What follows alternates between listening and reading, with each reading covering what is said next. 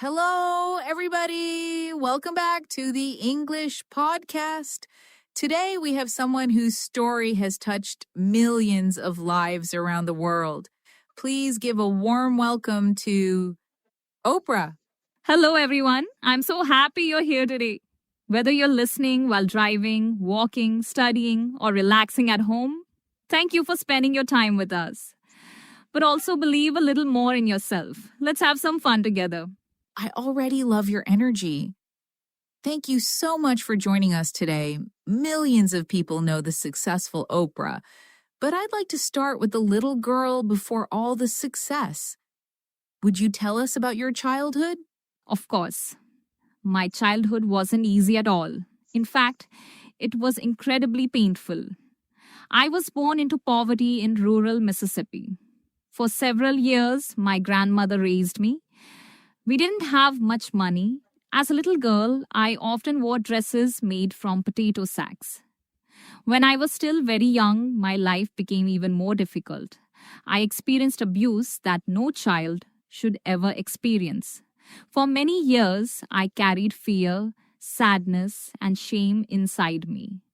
There were days when I wondered if life would ever get better, but somehow, a tiny voice inside me kept whispering, "Don't give up." Looking back today, I realized that hope was stronger than fear. Wow. Thank you for sharing something so personal. I can't imagine how difficult that must have been. But your resilience is truly inspiring.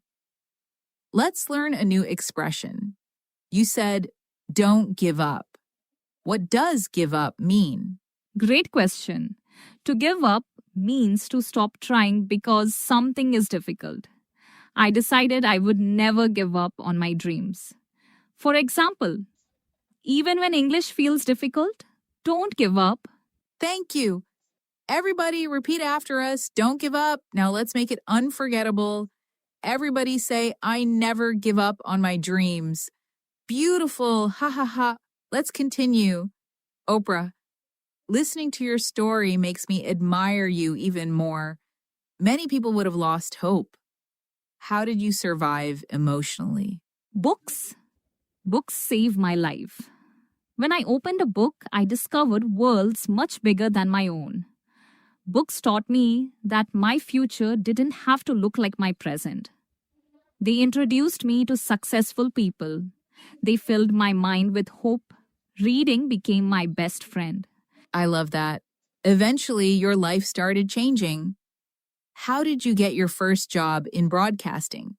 I was still a teenager when I won a public speaking competition. That opportunity opened doors. Soon afterward, I was offered a job reading the news at a local radio station. I was nervous, but I loved communicating with people. Later, television gave me another opportunity. I became one of the youngest news anchors in my city. I completely understand. That must have been heartbreaking. Before we continue, let's learn a new expression. You said news anchor. What exactly is a news anchor? Oh, a news anchor is the person who presents or reads the news on television. They introduce the stories, interview people, and keep viewers informed about current events. For example, my dream was to become a news anchor. Thank you. Now let's continue. At that moment, I thought my dreams were finally coming true. But then, what happened? I cared too much. At least that's what people told me. They said I was too emotional to be a news anchor. Eventually, I was taken off the evening news. At first, I felt devastated. I thought my career was over, but life had a better plan. Instead of reading the news, I started hosting a daytime talk show. For the first time, I could simply be myself. That failure became the greatest blessing of my life. Sorry, let's learn another expression. You said blessing. What does blessing mean? A blessing is something good that brings happiness, even if it didn't seem good at first. For example, losing that job became a blessing. Thank you. Everybody repeat blessing. Every setback can become a blessing. Oh my goodness, like is that an earthquake? relax? Yes, it's very common. Don't worry, it'll stop in a moment. Ha ha. Ha ha ha. Are you sure? Relax, don't worry. Even the earth has its dramatic moments. And remember, faith is stronger than fear. Oh, it's stopping now. That made the interview even more emotional. That's great advice. Faith is the last thing we lose. Exactly. Keep your faith, smile through the unexpected, and you'll be stronger than any earthquake. Wonderful. Are you ready? I think so, ha ha ha. How did you become so confident after experiencing so much rejection? Confidence isn't something you're born with, you build it. Every time you keep a promise to yourself, your confidence grows. You don't need giant victories. Small victories matter. Read one page. Exercise for 10 minutes. Wake up when you promised you would. Little by little, you begin trusting yourself. Before we continue, and you said, keep a promise to yourself. What does that mean? Keep a promise to yourself. It means doing what you said you would do. For example, I promised myself I would read every day, and I did. That's how confidence grows. Thank you. Everybody, repeat. I keep my promises to myself. Excellent. Well, what habits helped you become successful? I read every day. I write in my gratitude journal. I reflect. I exercise. Most importantly, I never stop learning. Success isn't built in one day. It's built every single day. Before we finish, let's see if everyone remembers Oprah's story. Question number 1. What gave Oprah hope during her difficult childhood? Books. Reading helped me imagine a better future. Beautiful. Question number 2. Why was Oprah removed from the evening news?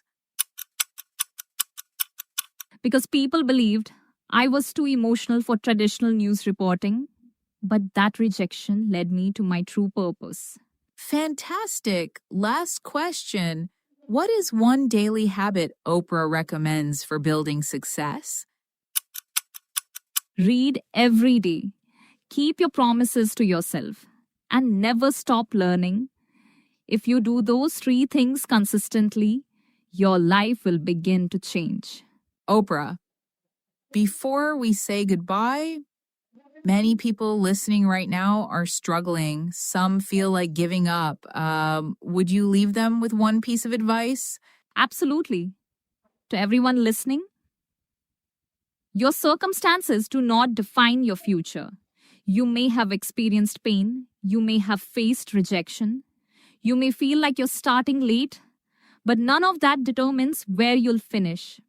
Keep learning. Keep believing. Remember, never give up. Your story is still being written. That was absolutely beautiful. Thank you so much, Oprah. It has been an honor having you here today. Thank you, Emma, and thank you to everyone listening. Thank you for joining us today. If you enjoyed this episode, don't listen to it just once. Listen again and again. Repeat this podcast until you can understand it without subtitles and memorize the expressions naturally. That's one of the fastest ways to improve your English. Take care, everybody. Bye.